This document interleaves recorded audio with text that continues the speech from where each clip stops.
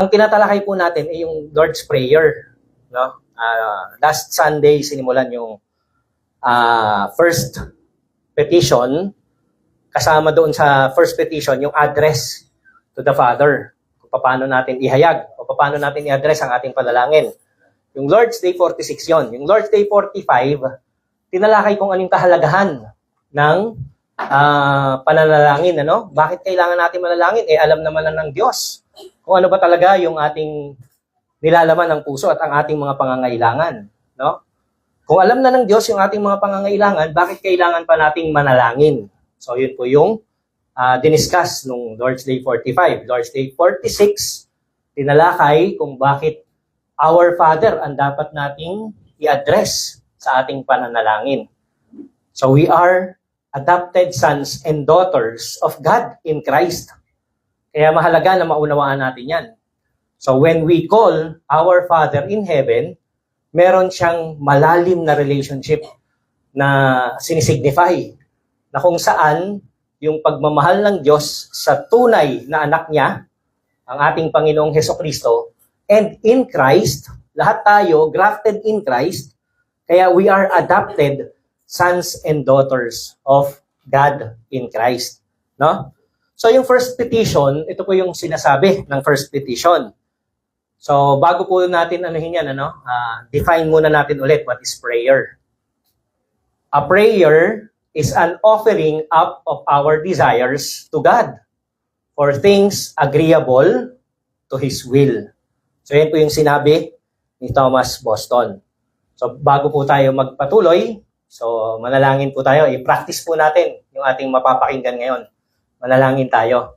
Lord, we come before you in humility and acknowledge that you are the sovereign God who deserves all glory, all honor, and praises that comes out of our mouth, Panginoon.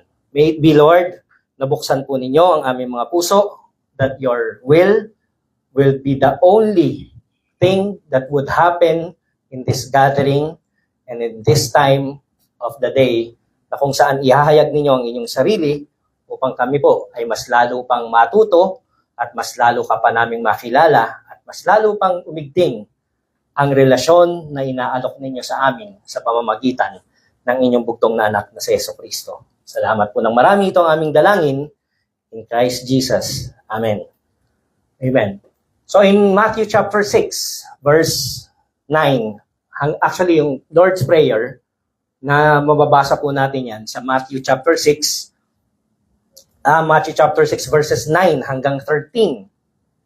Pero ang atin pong i-discuss lamang sa ngayon ay itong Matthew chapter 6 verse 9. So yan yung first petition. No? Ang first petition is, Our Father who is in heaven, hallowed be your name. So yan po yung first petition. So meron pong question o katanungan ang atin pong tatalakayin na Heidelberg Catechism o yung katuruan ng Heidelberg. Ano po yung kanyang question? No? Ang kanyang question, which is the first petition? Sabi, hallowed be thy name. That is, grant us first rightly to know thee and to sanctify, glorify, and praise thee in all thy works, in which thy power, wisdom, goodness, justice, mercy, and truth are clearly displayed, and further also, that we may so order and direct our whole lives, our thoughts, words, and actions, as that thy name may never be blasphemed, but rather honored and praised on our account. So yan po yung sinasabi ng katanungan. No? Ano ba yung first petition? So sabi nga natin, the Lord's Prayer, sabi ni Thomas Boston, ito ay yung offering up of our desires to God or things agreeable to His will. So, yung Lord's Prayer po, yung account ng Matthew chapter 6 verses 9 to 13, yung Our Father in heaven, hallowed be your name, and so on and so forth. Ito po ay Lord's Prayer na summary of the things which we should ask of God in our prayers. Summary daw po ng ano yung dapat nating ihingi o hingiin sa ating Panginoon. Form din ito ng summarized form ito na kung paano natin i-order yung ating pong panalangin sa tuwing tayo ay nananalangin sa Diyos. No, ito ay kailangan nating maisapuso. Hindi po tayo pinagbabawalan ng Diyos na gumamit ng ibang mga wordings. In fact, ini-encourage nga po tayo na i-express natin yung ating sarili, yung laman ng ating puso, yung desire ng ating puso, yung ano yung tunay na pangangailangan ng bawat isa sa atin. We are encouraged by God to express it fully unto Him. No? Pero, tinuruan po ng Panginoong Hesukristo ang kanyang mga disipulo, specifically ang kanyang mga apostles, how to pray o ano ang dapat nilang ipanalangin, kung ano yung order ng kanilang dapat na pananalangin. So dahil ito ang summarized form kung papaano natin dapat ilagay sa order ang ating panalangin. So last Sunday, Lord's Day 46, tinalakay po sa atin ni Pastor Kyle kung ano yung kahalagahan, kung bakit kailangan nating i-address yung ating panalangin sa Ama nating nasa langit. Bakit Ama ang kailangan nating i-address? Our Father in heaven. Bakit gano'n ang kailangan nating pambungad o address sa ating panalangin? Ang kasagutan po, it is because that God is become our Father in Christ. So we are adopted sons and daughters of God in Christ. So because of Christ's work, sa kanyang finished work sa cross, lahat tayo ay, nang mananampalataya, ay nagkaroon ng karapatan na maging anak ng nag-iisa at bukod tanging Diyos. In John chapter 1, di po ba? Sino mang manampalataya, they gave them the right, o He gave them the right to be children of God.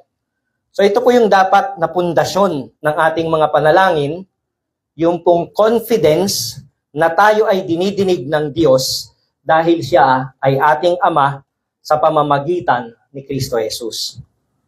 So wala pong ibang makikinig sa atin kung hindi ang tunay na nagmamahal sa atin.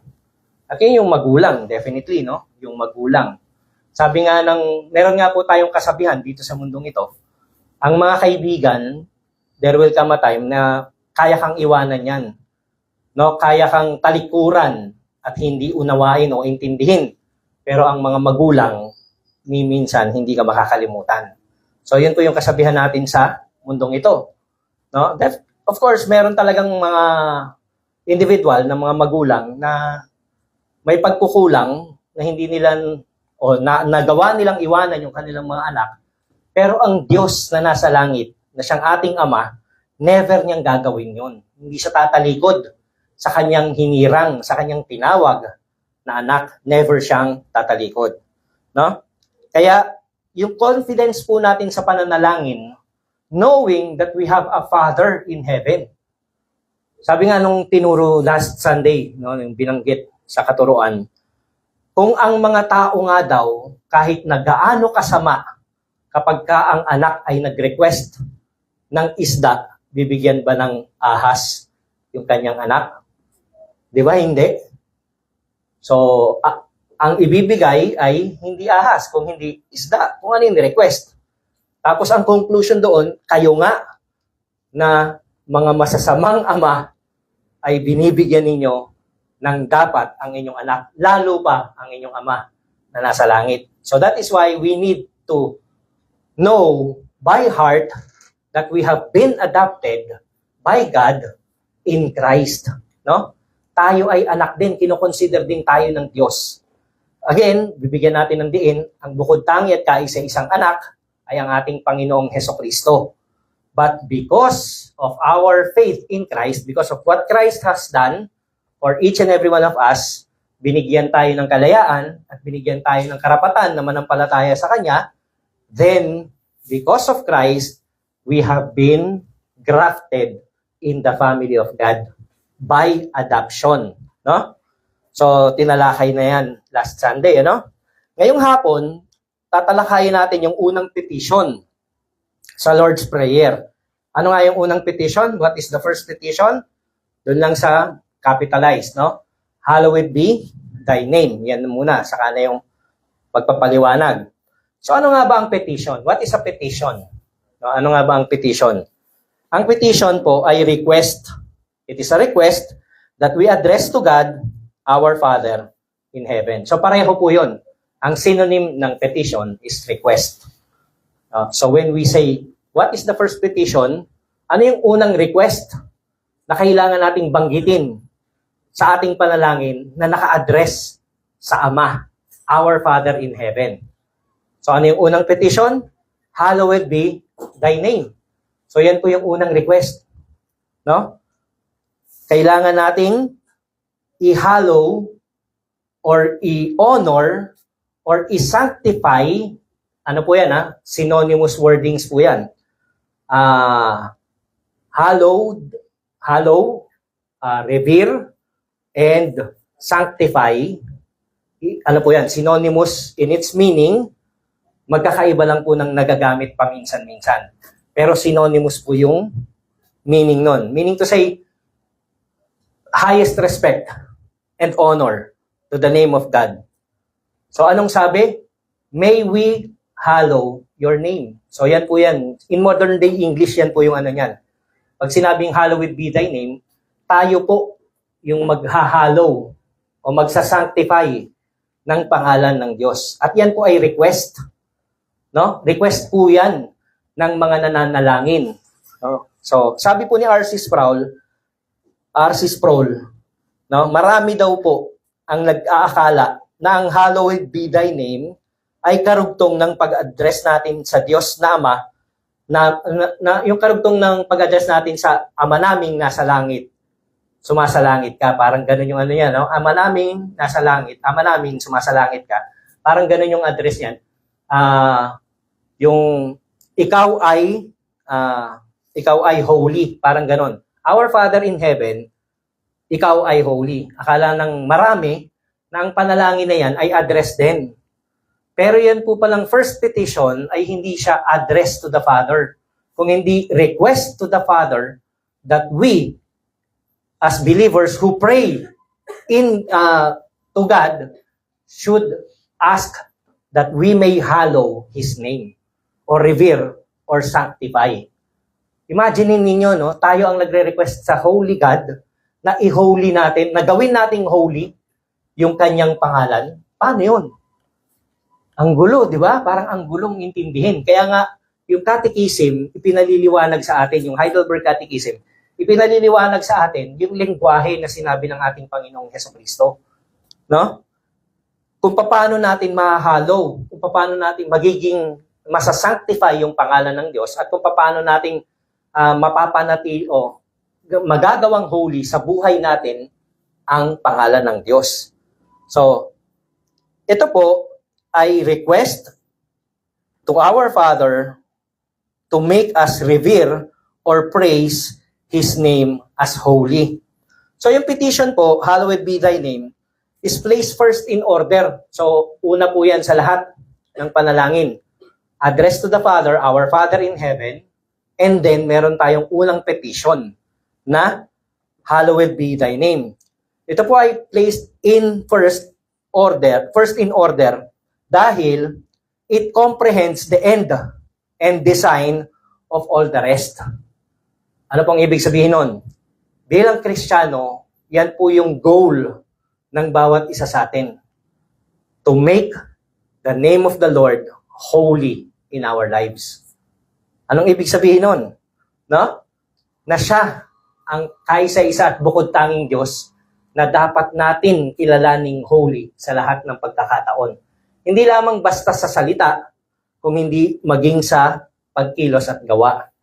So, ang Lord's Prayer po ay ang summarized form kung paano natin isa-order hindi lamang ang ating panalangin, kung hindi maging ang ating buong buhay.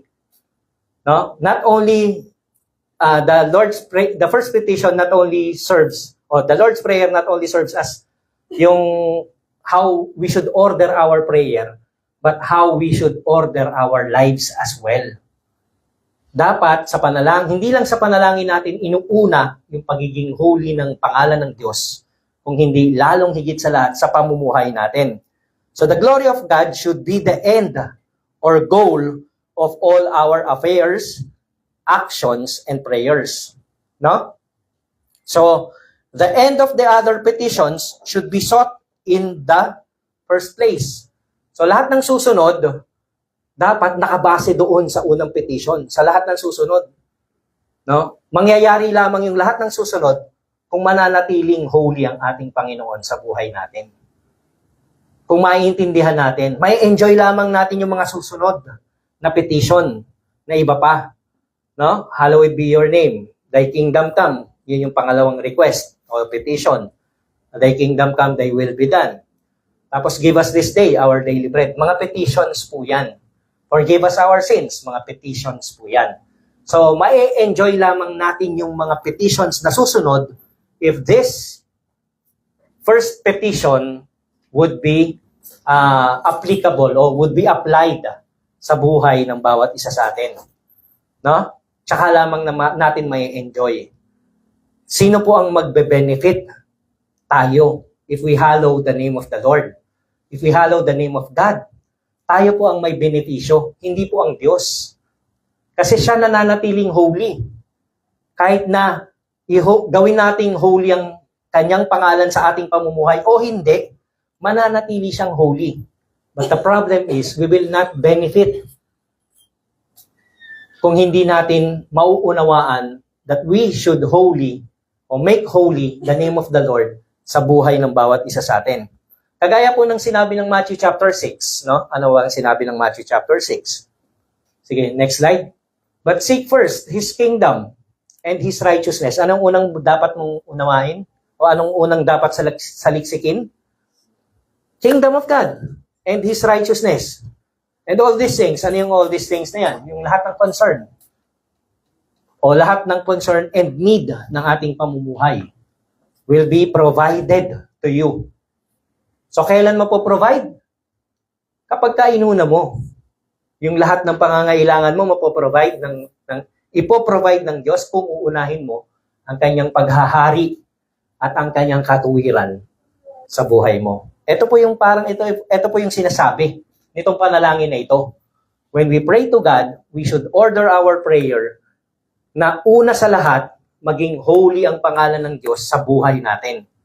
No? And at the same time, maging holy ang Diyos hindi lamang sa panalangin, kung hindi sa lahat ng ginagawa ng bawat isa sa atin. So ano-ano nga po ba dapat ang dapat nating i-consider in reference to this request, yung unang petition? No, hallowed be thy name. Requesting God to help us to make His name holy in our lives. Ano yung dapat natin consider? Una, at saka pangalawa, meron dalawang bagay lang na dapat natin consider. According sa ating pag-aaral ngayon, hapon na ito, no? Una, yung pangalan ng Diyos. The name of God. Isaalang-alang natin dapat yung pangalan ng Diyos. Pangalawa, ano ba yung holy? And what is it to hallow the name of God? Ano yung kahulugan para magawa nating holy ang pangalan ng Diyos? No? Dito sa dalawang bagay na to, kailangan nating maunawaan yung kahalagahan ng petition na ito. At kung paano tayo matutulungan nito sa pang-araw-araw nating pamumuhay, hindi lamang sa pananalangin. So, kailangan nating maunawaan na ang pangalan ng Diyos, answering the number 1, kailangan natin i-consider that the name of God signifies yung mga sumusunod. No? 4 na bagay. Ano yun? The name of God signifies God Himself. So, hindi mahihiwalay yung pangalan ng Diyos sa Kanya. Kaya yung sinabi niya kay Moses, bumalik ka sa Ehipto at palayain mo yung aking mga hinirang. Anong sasabihin kong pangalan ang nagpadala sa akin? Anong sabi ng Panginoon? Tell them, I am sent you. So, I am. Anong ibig sabihin ng I am? Ako. Imagine ninyo may nag-utos sa'yo. Punta ka sa ganun. Sinong nag-utos? Ako. Di ba? Sa panahon natin ngayon, pag sinabi mong ako, baka batukan ka nung sinabihan mo. Sabi ni ako, magano daw ako. Ganito daw ang gawin ko. Baka batukan tayo. Pero sa kanilang panahon, kilala nila. At kaisa-isa't bukod tangi lang ang gumagamit niyang salitang yan. Yung I am. Ang ating Panginoon o ang Diyos lamang ang gumagamit niyan. No? So, the name of God signifies Himself.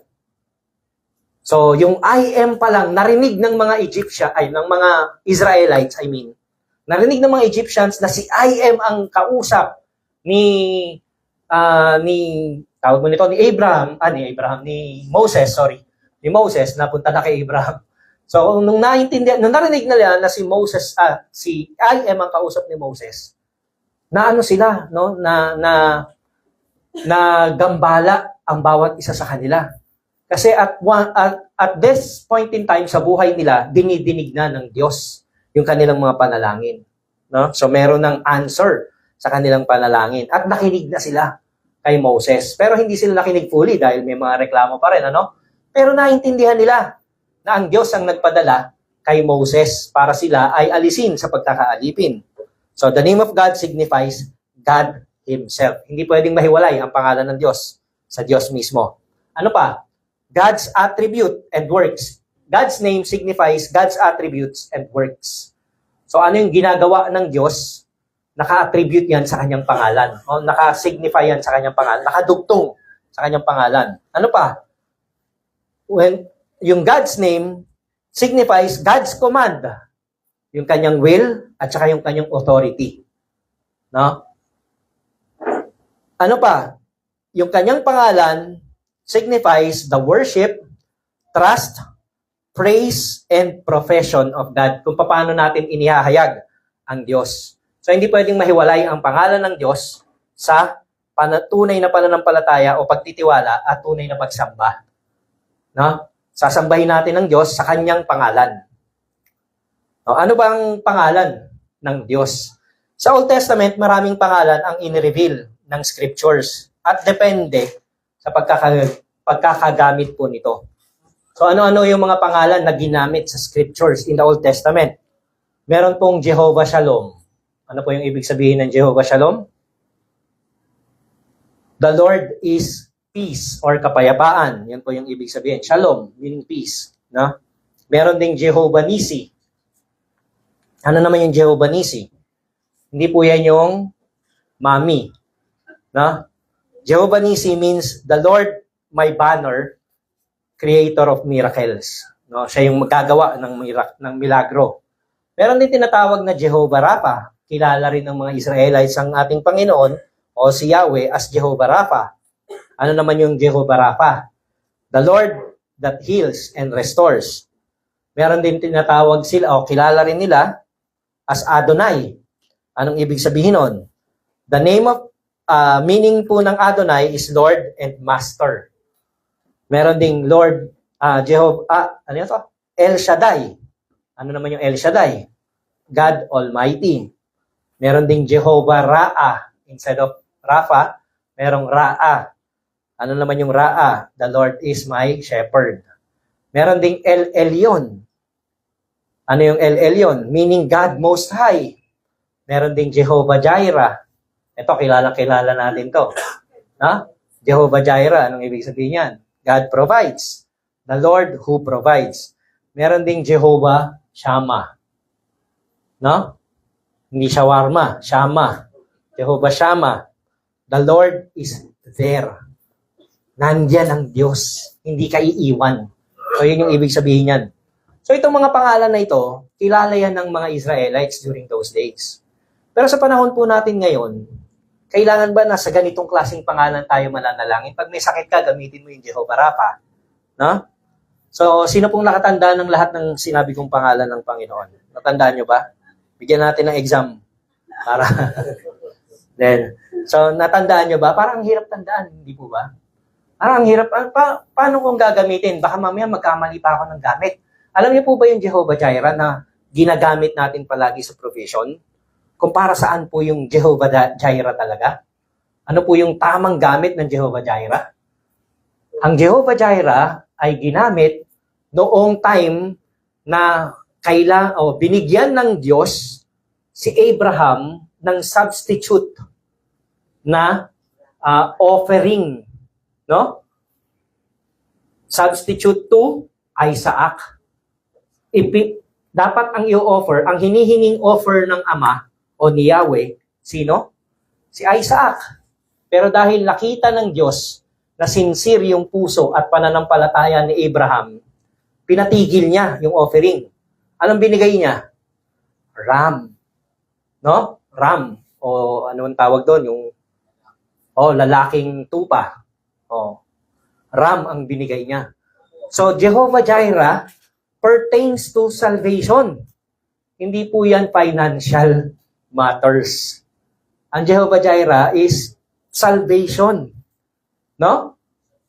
O substitute offering para yung salvation ay makamtan. So, yun po yung ibig sabihin nun. It foreshadows yung role ng ating Panginoong Hesukristo. Ang problema, anong pagkakaintindi natin sa Jehovah Jireh sa panahon natin ngayon? Jehovah Jireh, my provider. Diba? Kakanta pa tayo ng ganun. Pero anong hinihingi natin sa ating puso? Yung mga pangangailangan natin. May sakit ako, kailangan ko ng tagapagpagaling. Jehovah Jireh na rin. Yung ano nga ng Bible, ni-reveal si Jehovah o si Yahweh as Jehovah Rapha na tagapagpagaling. So lahat na naging summarized na yung Jehovah Jireh. Lahat ng pangangailangan natin siya na tagapagtugon. Kasi nga marami sa atin, hindi naman kabisado tong mga to.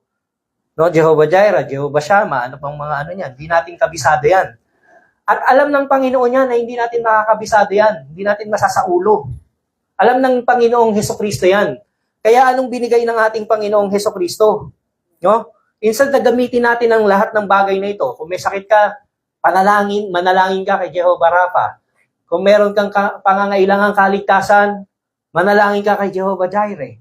Kung meron kang kailangang ma-overcome, manalangin ka sa Lord is my banner. Ano yung Lord is? Tama, pati ako, hindi ko kabisado. No? Kababasa ko lang. Kung kailangan mo ng guidance, manalangin ka kay Jehovah Ra'a, my shepherd. The Lord is my shepherd. No? Parang mga ganun yung mga ano niyan. Alam ng Panginoong Hesukristo na hindi natin masasaulo yan. At pinasimple ng ating Panginoon kung paano tayong lalapit sa Diyos. And that is our Father in heaven. So the name of God, no? Na ni-reveal niya sa atin in the New Testament. Actually, hindi lang sa New Testament, maging sa Old Testament. He is the Father. No? Siya yung ama ni Abraham, siya yung ama ni Adan. Bagamat nagkasala si Adan, nanatili siyang ama kay Seth, kay Methuselah, kay Noah, kay Abraham, kay Moses, kay Jacob, no? Kay Isaac, nanatili siyang ama sa bawat isa sa kanila. Maging kay David at sa mga susunod pang henerasyon, no? Nanatili siyang ama. So, nireveal niya yung kanyang sarili as Father in Heaven. At yun ang binigyan ng diin ng ating Panginoong Hesukristo.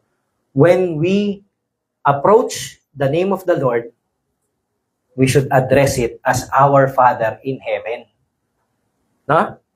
Hindi naman po masama kung gusto ninyong gamitin yan, pero mas pinasimple na ng Panginoon yung our Father in Heaven. Mas maiintindihan ng bawat isa sa atin. Maging yung mga nakakarinig sa panalangin natin. No? Naiintindihan tayong manalangin. Pag gumamit tayo ng mga ganyan, El Elyon, we are praying, baka ma-mistaken pa tayo as Israel. Mga Jewish. Hindi naman tayo Hudyo. No? So, pinasimple na ng ating Panginoon ang ating panalangin. At iyon ay our Father. When we approach the name of the Lord, we address Him as our Father in heaven. No? So, wag po natin kakalimutan na ang pangalan ng Diyos ay tumutukoy sa Diyos mismo. At ang kagandahan dito, gusto ng Panginoon na tawagin natin ang Diyos ng our Father in heaven.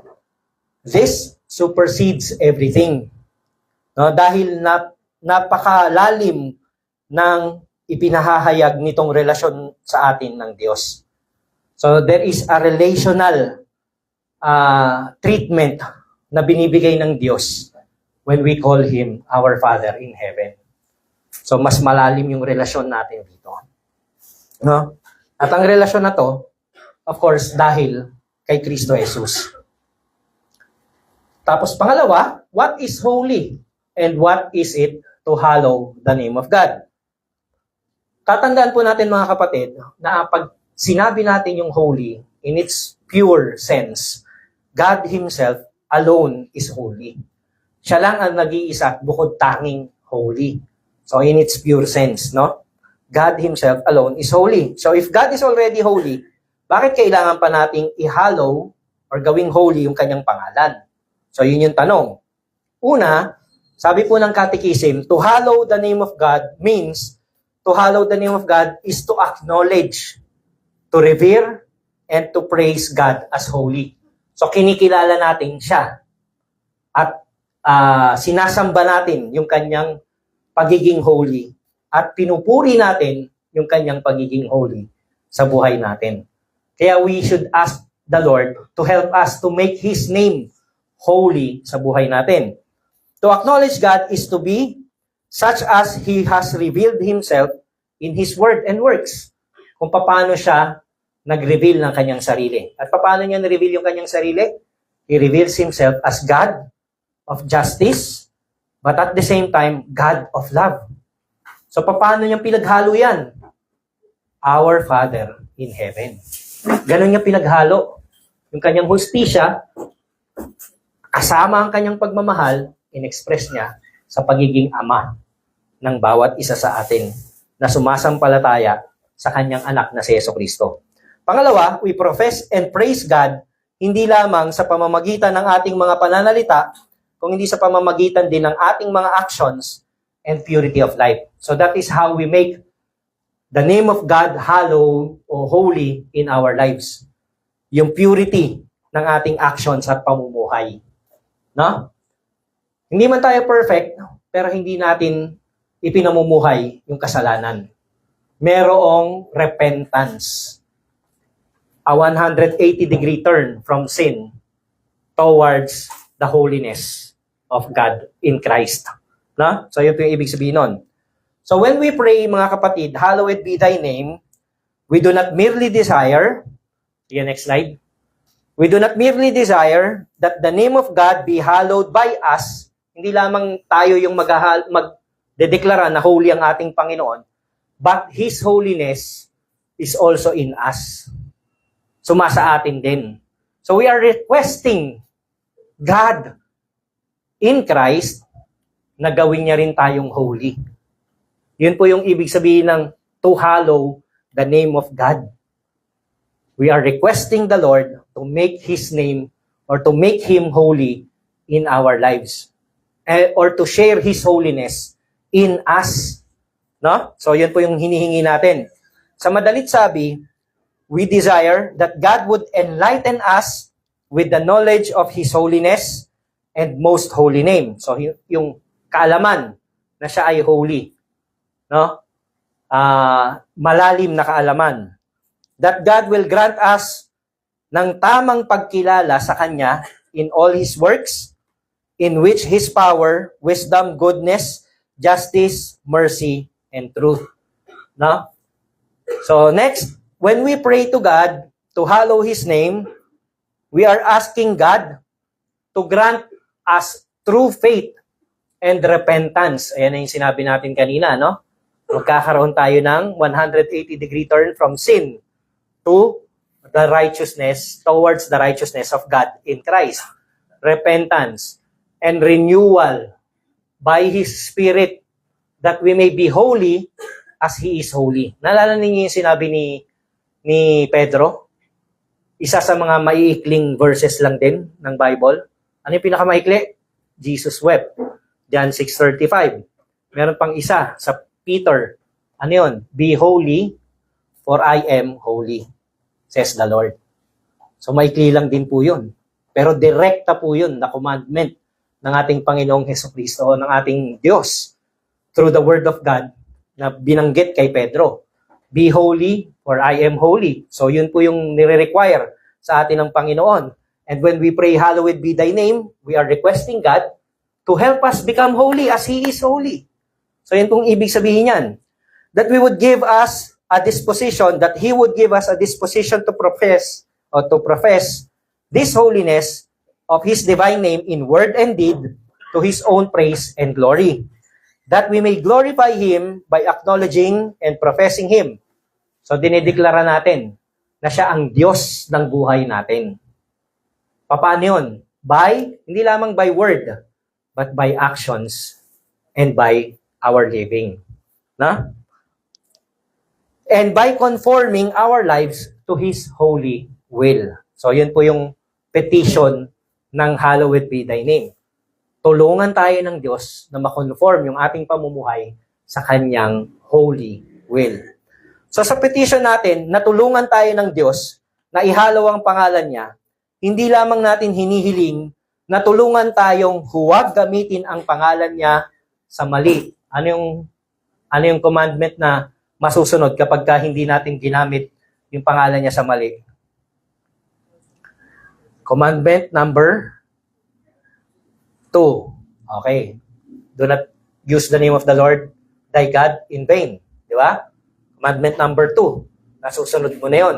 When you pray, hallowed be your name. No? Sa buhay natin. Pangalawa, ano pa? Hindi lamang natin hinihiling na tulungan tayo na huwag gamitin ang pangalan niya sa mali, kundi ina-acknowledge din natin na siya lamang ang bukod tangi at nag-iisang Diyos. Commandment number 1. Di po ba?